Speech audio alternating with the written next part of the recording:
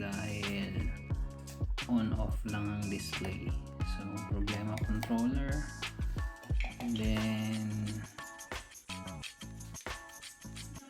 ang start natin is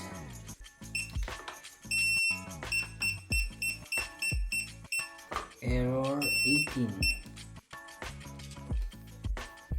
Yan, error 18 is motor hall sensor. So ginawa natin ay binaklas natin ang motor. Ayan, kita natin yun ang problema, ang red wire ng hall sensor putol. So try natin pagdikitin. Ayan, sample lang yan. Try natin on. Yun, all goods. Ayan, hinangin natin, then okay na. So napuputol to pala. Sanhin nito is ito,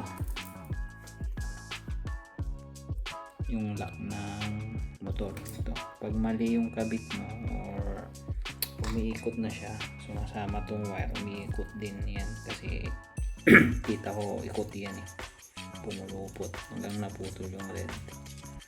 So yun, so kailangan pag magkabit ng motor, kailangan i-check ito kung nakalapat dito para hindi umikot tong tawag dito, axle ng motor. Okay, all goods. Testing natin, wait.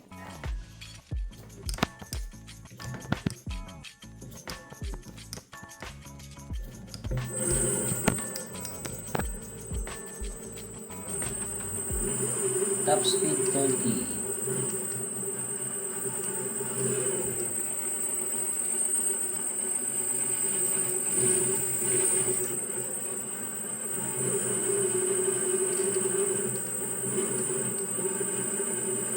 Yun, okay na. All goods.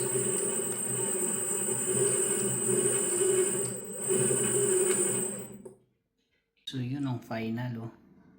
Okay, all goods.